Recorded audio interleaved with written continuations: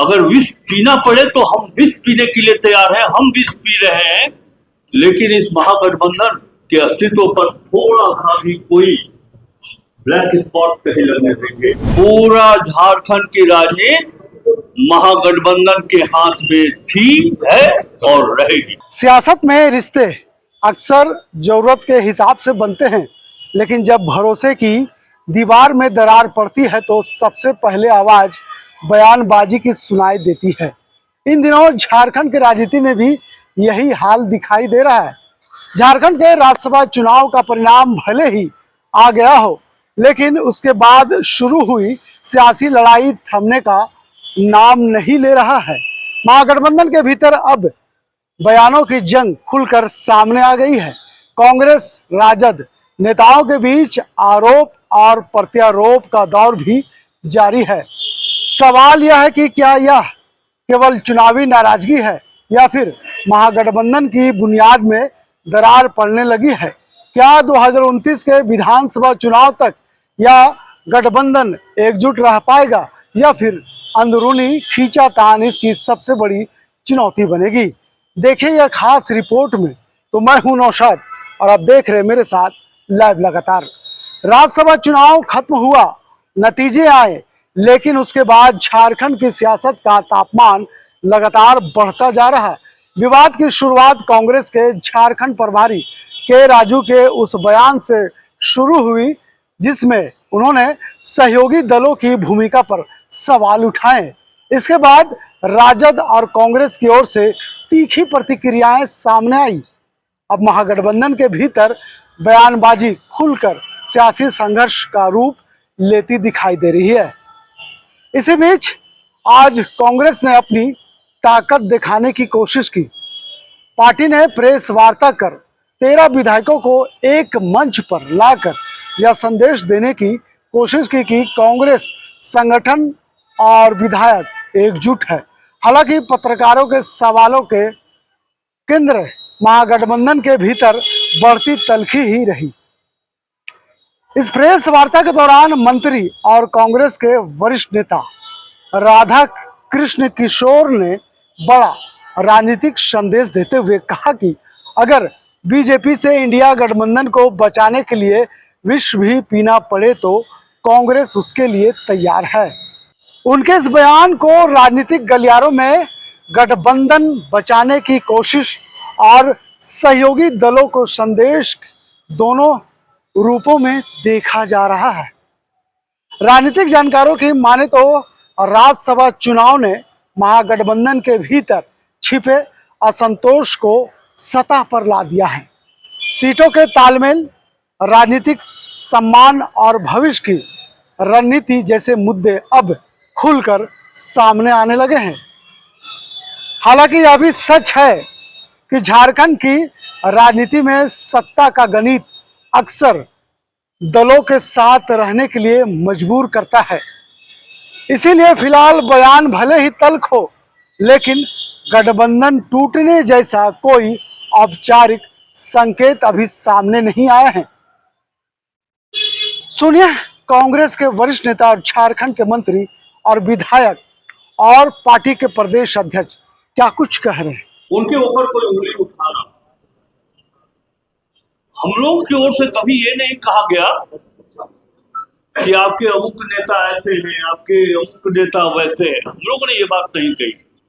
और ठीक है, ये प्रश्न कहीं गलत नहीं हो सकता है कि जब हमारे पास पर्याप्त संख्या बल था तो हम चुनाव कैसे हारे। हम लोग जो सभी विधायक बहुत अलग सूचना पर यहाँ उपस्थित है और जो नहीं उपस्थित है, हम लोगों का एक एक विधायक। और सबसे बड़ी बात एक बीच में कहना चाहता हूँ, जैसा कि मैंने कहा कि अब तक संसदीय जीवन में मैंने कई प्रभारियों को देखा है, लेकिन के राजू सर एक ऐसा प्रभारी जो मतदान केंद्र के अंदर पार्टी के एजेंट, कैंडिडेट के एजेंट के रूप में बैठे हों, ऐसा मैंने आज तक कोई प्रभारी नहीं देखा है। और वो इतना सख्त, इतना अनुशासन के साथ और कठोरता से अनुपालन कर रहे थे कि जो विधायक कांग्रेस के हैं उनका मत पड़ा कि नहीं पड़ा। हाँ नहीं, उल्टा सीधा छोड़ दीजिए। उल्टा सीधा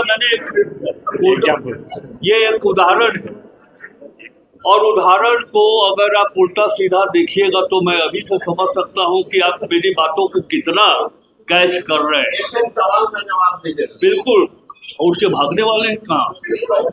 ताकि राधा किशोर और हमारी पार्टी बोलती है तो हम लोग हृदय से बोलते हैं। हम लोगों ने कोई आरोप नहीं लगाया। आप बोल रहे हैं चोर बचाए चोर, कांग्रेस अपने गिरेबा में देखे, कांग्रेस का एक हमारे एमएलए का वोट अपने प्रत्याशी परवन झा के पक्ष में गया। इसमें कहीं कोई शंका, कोई समाधान नहीं है। हम उनके ऊपर कोई टिप्पणी नहीं करना चाहते। हमारी पार्टी, हमारा राष्ट्रीय नेतृत्व, जो गेम है भारतीय जनता पार्टी का कि आपस में लड़ा करके उसका फायदा उठाओ, उनकी इस मंशा को, उनके इस सपने को चकनाचूर कर देंगे, कभी सफल नहीं होने देंगे। मैं तो यहां तक कहता हूं कि जो हुआ सो हुआ। मैंने अभी कहा कि हमारे सामने लोकसभा और विधानसभा चुनाव 2029 से अगर विष पीना पड़े तो हम विष पीने के लिए तैयार हैं। हम विष पी रहे हैं, लेकिन इस महागठबंधन के अस्तित्व पर थोड़ा सा भी कोई ब्लैक स्पॉट नहीं लगने देंगे, ताकि भारतीय जनता पार्टी का कोई सपना साकार हो सके इस राज्य में। ये कदम कदई हम लोग नहीं उठाने वाले हैं। हम लोग एक थे, हम लोग एक हैं, हम लोग एक रहेंगे। फिर इस बात को दोहराते हुए कि आखिर क्यों हारे, इसकी समीक्षा होनी चाहिए।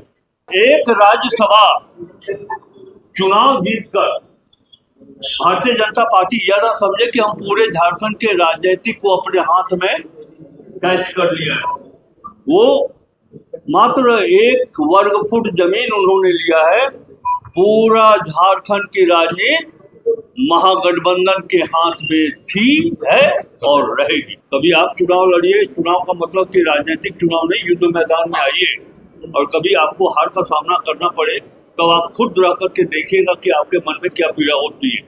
उस पीड़ा के क्रम में अगर किन्हीं ने कोई बात रखी है तो इसका कदापि यह नहीं है अर्थ कि कोई किसी को अमर्यादित ढंग से, असंसदीय ढंग से कोई बात के राजनीति करने कहा है। ये बात मैंने कहा है, और हमने अपने संबोधन के क्रम में ये बात कहा है कि भारतीय जनता पार्टी के सपना को कभी साकार नहीं होने देंगे। हम तो कह रहे हैं कि सारा विश्व हम लोग पी रहे हैं, पीने के लिए तैयार है। किसी को कोई तकलीफ भी हो तो वो पूरा विश्व हमारे अंदर, लेकिन हम महागठबंधन को कमजोर नहीं होने देंगे। दिमाग में पूरे देश की राजनीति है, और वो कांग्रेस के अंदर भी दलितों का, पिछड़ों का, आदिवासियों के विषयों को गंभीरता से उठाते हैं, और देश में उनके अच्छे राजनीतिकों से बेहतर स्थान है। कांग्रेस पार्टी हेमंत जी के नेतृत्व में यह चुनाव लड़ी, और यह सरकार भी हेमंत जी के नेतृत्व में चल रहा है। हम सबों ने जो अंगनीति जोड़ घटा है, उस आधार पर अपने उम्मीदवार को सामने लाया था, और हमने हार अगर मानते तो हम चुनाव क्यों लड़ते। हमने पहले ही कहा कि जब चुनाव के परिणाम आए तो हमारे पक्ष में नहीं आया। ऐसा नहीं कि 30 वोट दे देने से हम हार जाते। आप उस गणित को अगर समझिएगा तब आपके ध्यान में आएगा कि 30 वोट जाने के बाद भी हम चुनाव जीत सकते हैं। यह गणित है उसका। इसीलिए सबने मिलजुल के रणनीति बनाई थी, लेकिन रणनीति में थोड़ी चूक हुई, कुछ हुआ जिस कारण आ रहे। हमने पहले भी कहा, हमारे मंत्री जी ने पहले कहा, अध्यक्ष जी ने कहा कि अब वो चर्चा का विषय नहीं है, आत्ममंथन का विषय है, चर्चा का विषय है, और हम सब उसको आत्ममंथन के लिए छोड़। अच्छी तरह सबों को मालूम है कि नॉमिनेशन करने के पूर्व गठबंधन दल के सभी माननीय विधायक मुख्यमंत्री आवास में थे, और उसके बाद हम लोगों ने नॉमिनेशन किया, और मतदान के पूर्व भी हम लोग 2 दिन वहां पर बैठे, और उसके बाद ये चूक हुई तो ये महागठबंधन की ही हार समझा जाए, और क्या। हमारा गठबंधन का एक ध्येय है, एक उद्देश्य है। हम एक ऐसे असुरी ताकत से लड़ने जा रहे हैं जिसकी तैयारी हम सब कर रहे हैं, जिसका नेतृत्व भारतीय जनता पार्टी कर रही है, और हमारा नेतृत्व इस गठबंधन का, इंडिया गठबंधन का कांग्रेस कर रही है, राहुल जी कर रहे हैं। और हमने कहा कि ऐसी असुरी ताकत से हमें लड़ना है और एक बड़ी लड़ाई है। यह गठबंधन केवल एक राज्यसभा चुनाव के लिए नहीं, जो बातें राज्यसभा चुनाव में हुआ पब्लिक डोमेन में वो आ चुकी है। सच भी है कि लोगों को पता है कि हम चुनाव हारे और हारने के कारण भारतीय जनता पार्टी रही। भारतीय जनता पार्टी ने जिस तरह से थैली साहब को यहां सामने रखा, पहले ही उन्होंने इस प्रकार का चादर बिछाया कि लगा कि नहीं वो हॉर्स ट्रेडिंग के लिए ही आए हैं। जब उनके पास विधायक नहीं थे, ऐसे उम्मीदवार को सामने लाना, ये पहले ही ये चीजें सामने आ गई। हम सब होशियार थे, हम सबों ने पूरी तैयारी की थी। थोड़ी फिसलन हुई है जिस कारण से हम सब की हार हुई है। यह बात अब पार्टी के शीर्ष नेताओं के बीच में पहुंचा है और पार्टी गठबंधन इस पर मंथन कर रही है। माननीय मुख्यमंत्री जी ने भी कहा है कि आगे हम इस पर मंथन करें, विचार करेंगे। लेकिन मैं केवल इतना ही आपसे कहूंगा कि हमारी पार्टी, हमारे विधायक, सारे लोगों ने एकजुटता का जो परिचय दिया है,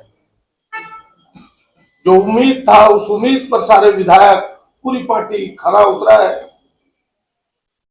थोड़ी बहुत जो चूक हुई है अब उसकी चर्चा न करके हम सबको चिंता करने की जरूरत है और उसी चिंतन मंथन में हम सब लगे हुए हैं।